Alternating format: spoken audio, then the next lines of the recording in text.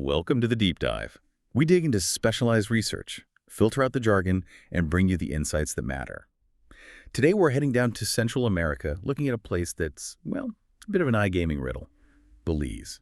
And all our insights today come straight from the research team over at Gambling Databases.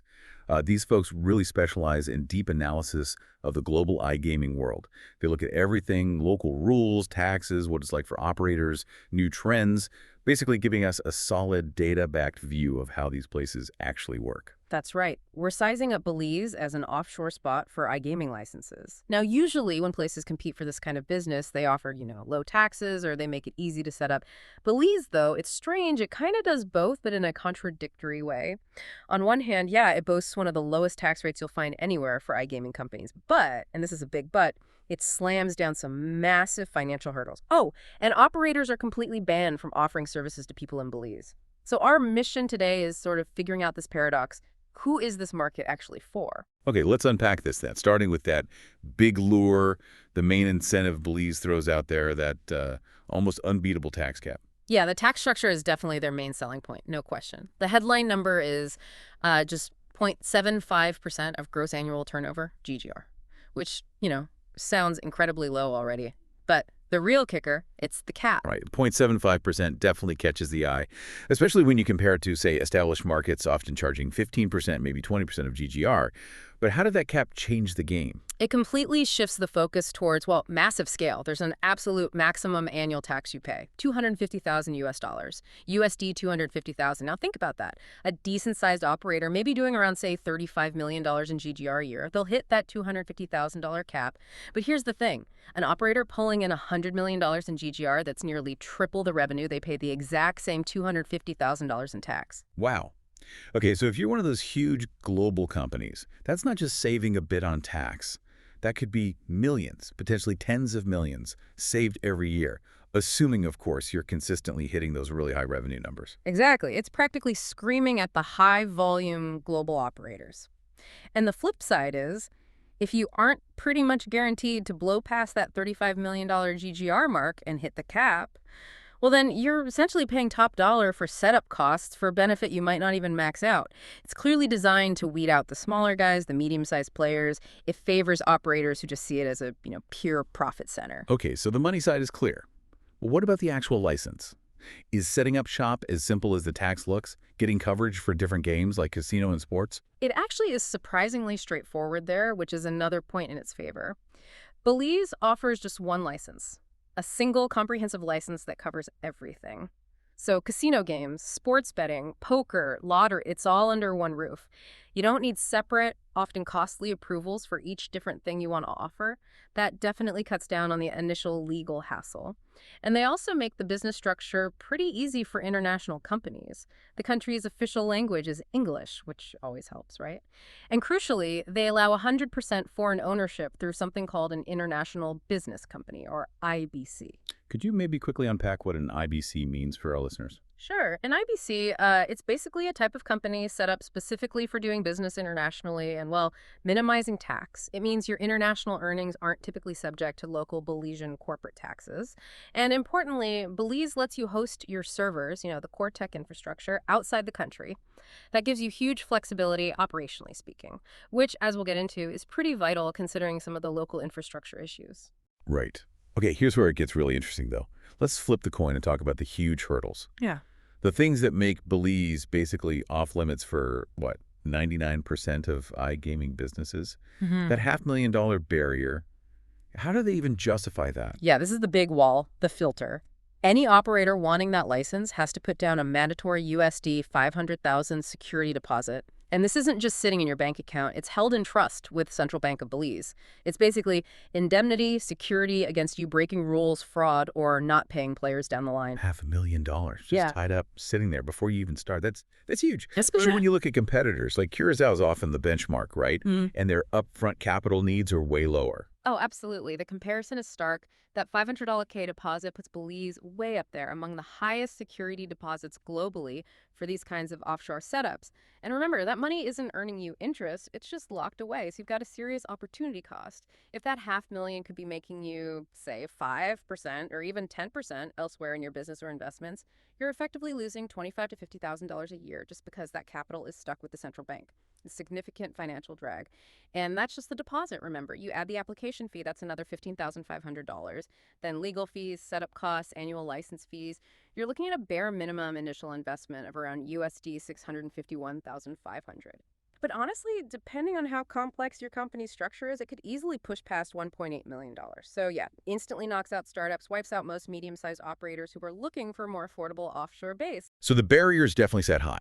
Filter out everyone but the really big, really cash-rich players. But okay, let's say a massive company can clear that $500,000 hurdle. What market do they actually get access to for all that money? None. Locally, anyway. That $500,000 buys you precisely zero local market access. Operators with this license are completely banned from serving anyone who lives in Belize.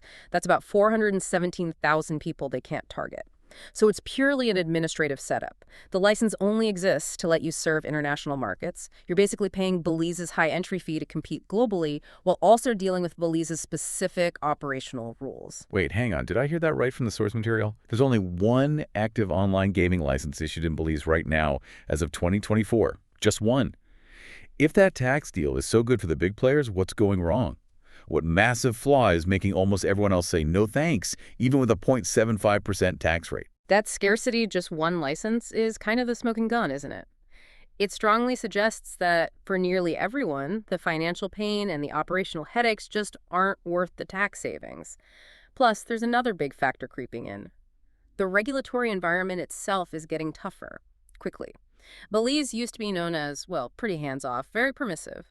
But between 2020 and 2024, things changed dramatically. They brought in or amended 17 different laws. This was mainly due to international pressure, pushing them to get serious about anti-money laundering and countering the financing of terrorism, AML-CFT. So Belize is rapidly shifting away from being a relaxed tax haven towards being a much more tightly controlled, heavily scrutinized jurisdiction. And for an operator, that just means more risk, more compliance costs, right? You're locking up $500,000 in a country where the rule book is actively being rewritten, sometimes unpredictably. Precisely. Regulatory instability is a huge red flag. It means uncertainty, and it definitely means higher ongoing costs for compliance. You're constantly playing catch-up, updating policies, maybe even tech, just to meet the new requirements. It's a major consideration for long-term viability. Okay, so let's say an operator is big enough, liquid enough, and willing to navigate that changing regulatory landscape. They jump through all the financial hoops. What's it actually like trying to operate there? What's the required setup on the ground? Is it a stable environment? Well, the tax break might be aimed internationally, but you can't avoid having a footprint in Belize. That's mandatory. Operators have to set up a registered office there. And critically, they have to run at least some core functions from within Belize, specifically customer service operations. This means hiring local staff. You typically need, say, a minimum of 3 to 5 customer service reps physically based in Belize to show you're genuinely present in the jurisdiction. But, and here's where reality bites. That requirement bumps right up against the country's infrastructure limits, particularly internet connectivity. You need local staff, yes, but getting them reliable, fast internet is a real challenge. The median mobile internet speed, it's only around 12.22 mps. 12 megabits. Mobile speed. Wow, that's really low.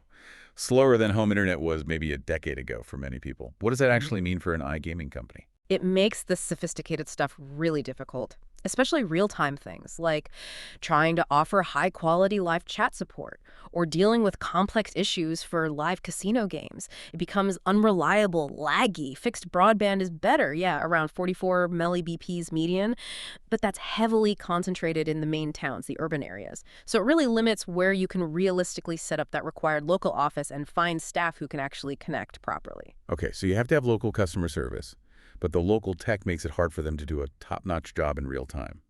That sounds like a built-in friction point. What about finding people for more specialized roles? That's the other side of the local presence coin. The total population is only about 417,000 people. That's not a huge pool to draw from, especially for skilled labor.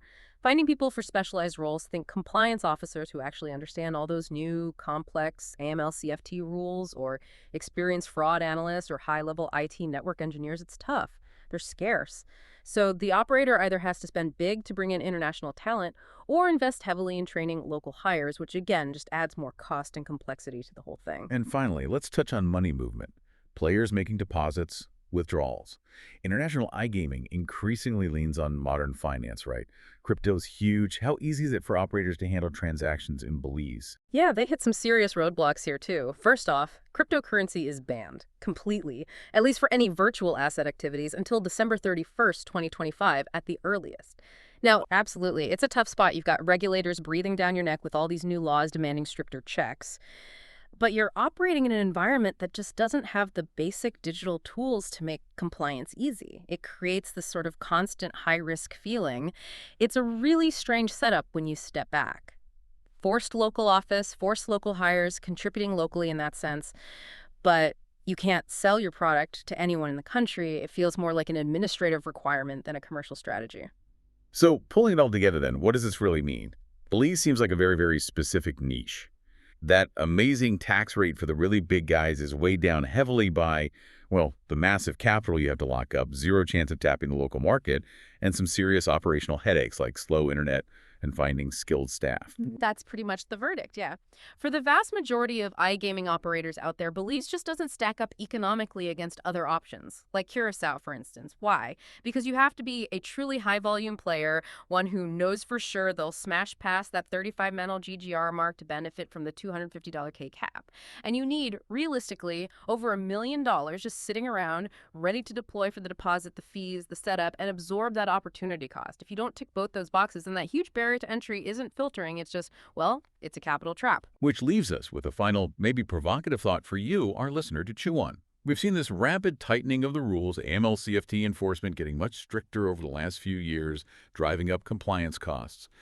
So looking ahead, will that single, admittedly huge, benefit the super low tax cap actually be enough?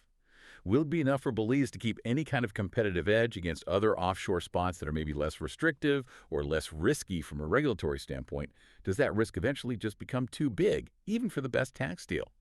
This deep dive into Belize's iGaming market drew on research compiled by the dedicated team at Gambling Databases. If you want the full text of this report or others covering different countries with detailed analysis on regs, tax, and operating conditions, you can find it all on their website. That's gamblingdatabases.com.